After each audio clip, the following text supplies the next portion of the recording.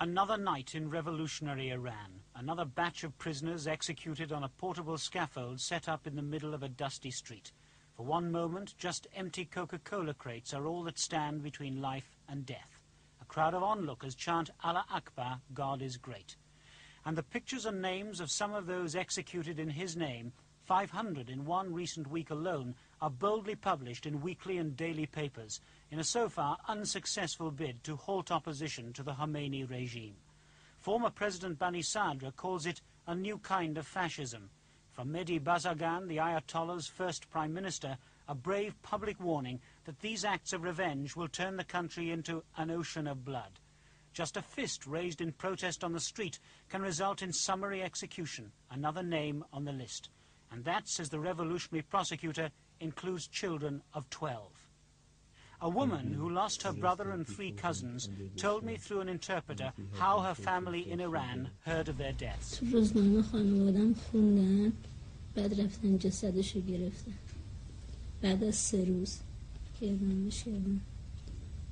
family read the news in the newspapers, and after 3 days they went and received their corpses.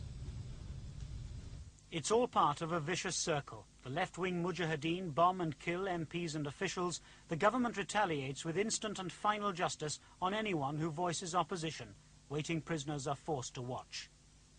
An English woman, reluctant to show her face, who spent months visiting her Iranian husband in a Tehran prison, told me of some of the psychological games played with relatives too. When you're into the prison and you actually get into the waiting room, the first thing you see is a huge spread of blow-ups of people like General Jahanbani and General Khosrow after they were executed.